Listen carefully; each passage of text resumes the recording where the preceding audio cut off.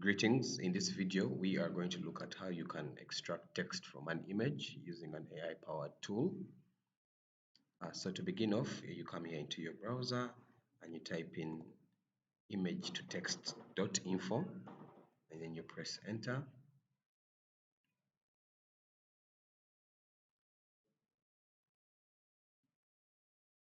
Okay, so after it loads, you come here below and then you click on browse to pick the image from your computer.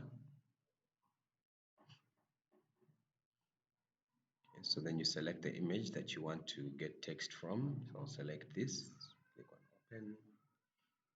And after it loads, you click below here on submit and you give it a few seconds to get the text which is within that image.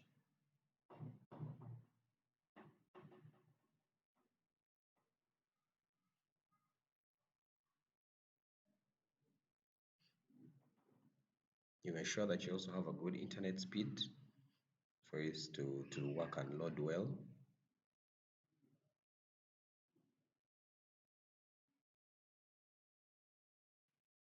And after, it will bring out all the text that is within the image. As you can see, this is the content that is there.